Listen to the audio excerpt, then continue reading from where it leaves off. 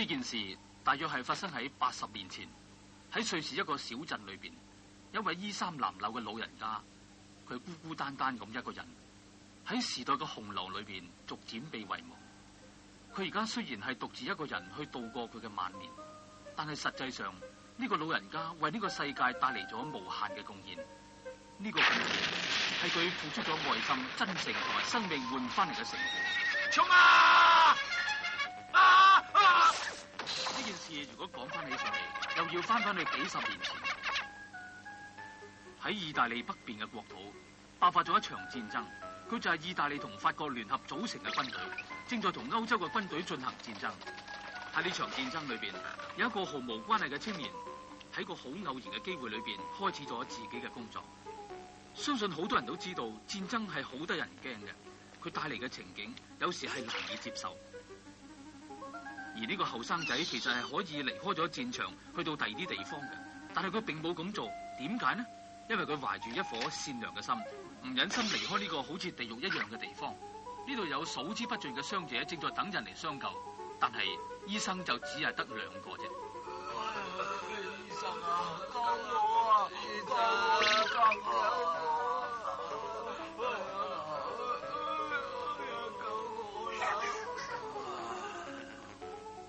呢個後生仔唔係個醫生，佢唔識得醫學嘅常識，但係點解佢又會置身於其中？佢又以一個心，一個有血有肉嘅人嘅心，喺佢心裏邊時時都喺度話，人類係應該好似兄弟咁樣相親相愛。佢就係憑住呢一點，令到佢自己伸手去援助一啲遭受不幸嘅人。佢不顧一切咁樣沉迷喺個人嘅工作裏邊，但係無論佢點樣努力都好咧，一個人嘅力量始終都係有限嘅。終於佢要向其他人求助啦。嚟幫助嘅人亦都相繼咁樣集合起嚟，但係佢遇到一個好大嘅問題。呢個問題如果唔得以解決嘅話，救人嘅工作係唔可以順利進行噶。就係喺啲傷兵裏邊包含咗佢哋嘅敵人，而一般嘅人呢，只係會救佢哋自己嘅士兵，而將敵軍抌埋一邊。但係呢個後生仔佢係忍唔住，佢大聲疾呼咁話：人類全部都好似兄弟一樣，唔應該分敵我嘅。喺呢個呼聲裏邊打動咗好多外國人嘅心，於是救援嘅物資同埋人員呢，亦都相繼被運到嚟戰場嗰度。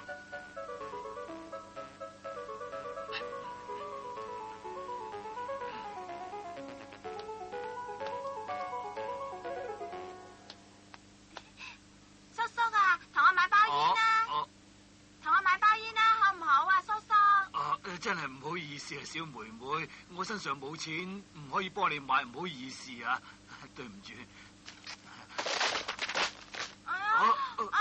叔叔啊，乜你咁多書喺度嘅？我知啦，咁即係叔叔你學問就有大把，但係冇錢啦，係咪呢？真係失禮晒啊！戰爭中的回憶錄，戰爭中的回憶錄啊！呢本書個名好得意啊！其實咧係本係好無聊嘅書嚟嘅啫。你中意嘅我就送咗俾你啦吓。係咩書嚟噶？呢本咧係一個男人親自寫出嚟嘅，係一啲無聊嘅回憶嚟嘅啫嘛。其實杜林呢本書係記載住佢當時目睹戰爭嘅場面。呢本書可以話係為世界嘅歷史增加新嘅一頁。喺嗰場意大利戰爭裏邊，參與救援行動嘅後生仔，就算戰爭完結咗，離開咗戰場，但係嗰啲恐怖同殘忍嘅情景仍然冇法子忘記。於是嗰個後生仔就將喺戰場上見到嘅情景一一記錄落嚟。呢本書就係嗰啲記錄啦。喺嗰度，嗰個後生仔不分係敵係友，並且向世界上每一個人大聲疾呼：敵人都係人，人類應該好似兄弟一樣互助互愛，更加組織咗互相救助嘅救援組織。佢嘅呼喚打動咗世界上每一個人嘅心。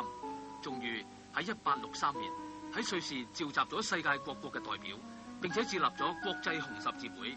喺第一次嘅會議裏邊，有一個不知名嘅人用咗白底紅十字嘅記號，呢個亦都係國際紅十字會嘅標記。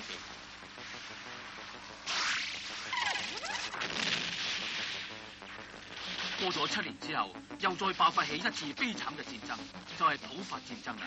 於是嗰個後生仔就同一啲法國嘅紅十字會人員，首次攞住紅十字會嘅旗幟去到戰場上邊。佢哋渡過河流，運送傷兵。而當時普法兩軍正在進行非常激烈嘅戰爭。嗰個後生仔同紅十字會嘅人員正在用船運送緊負傷嘅法國兵士過河，每一個人都好驚。當船隻喺河流嘅時候，普軍嘅炸彈可以話彈如雨下。就喺嗰陣時，猛烈嘅戰爭突然之間停低咗。原來普兵見到佢哋運送傷兵過河，暫時停火。呢個後生仔嘅願望喺一刻間變成現實。雖然佢唔可以阻止戰爭嘅繼續，但係起碼佢喺戰爭上面得到一啲精神上嘅支持。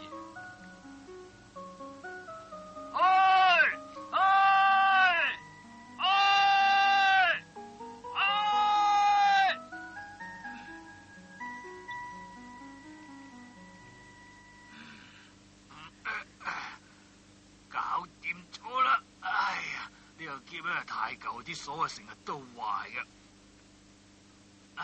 真係唔好意思啦，小妹妹，要你為我擔心添啊！好啦，我走啦。小妹妹啊，請問呢度附近係咪有安老院嘅咧？安老院好似喺嗰邊嚟啊！阿叔叔，你要去安老院咩？可能我要喺嗰度度過我下半生啦。如果你有時間，不妨嚟探下我啦。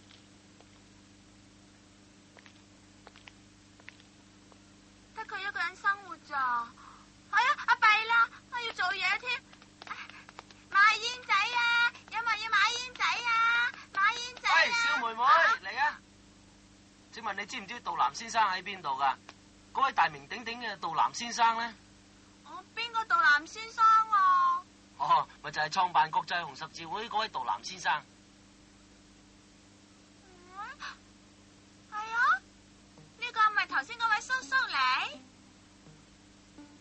哦，原來你識得佢啊，咁啊好啦。原來叔叔係創辦紅十字會噶。冇錯啦，啱啱行緊去安老院嘅嗰位老人家，就係紅十字會嘅創辦人杜南先生。佢嘅願望就係能夠喺戰爭裏邊拯救痛苦嘅人。佢為咗達成呢個願望，將佢自己一生嘅時間，無論身體同心靈，都奉獻咗出嚟。好彩，國際紅十字會能夠跨越國家嘅境界，得到大大嘅發展。最後，佢將紅十字會交俾一啲有專門嘅人管理，而自己就無聲無息咁退到一個冇人識嘅地方。直至到今日，佢仍然懷住一啲佢自己嘅回憶，喺安老院裏邊度過佢嘅晚年。最難得嘅就係喺1863年紅十字會嘅第一次嘅會議裏邊，杜南只係靜靜咁坐埋一邊，做一個記錄員，記錄當時會議嘅程序。突然之間，荷蘭個代表企起身。各位，請問呢個咁有意義、咁符合人道精神嘅主意，到底係邊個出嘅呢？嗰位一直都喺度默默耕耘而不問收穫嘅杜南先生，實在係值得我哋為佢鼓掌嘅。各位，我哋而家不如一齊起立，為呢個人類嘅恩人一齊拍掌，大家贊唔贊成？拍掌聲此起彼落，無論喺幾時都冇停止過。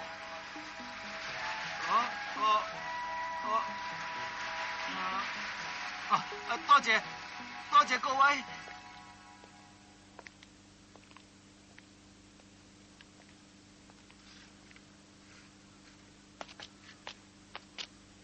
係嗰個叔叔啊！等陣啊，佢係咪真係得到諾貝爾和平獎啊？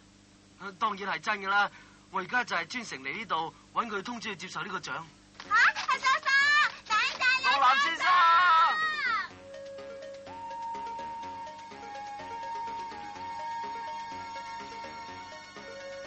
喺1901年，第一屆諾貝爾和平獎首次創立，而呢個已經被遺忘嘅老人家，就係呢一個和平獎嘅得主啦。杜南喺呢個鎮裏邊平平靜靜咁度過佢82歲嘅生涯，佢不斷咁同人哋話，人類係應該好似兄弟一樣，大家攜手合作，互助互愛，咁樣就可以避免好多不必要嘅戰爭。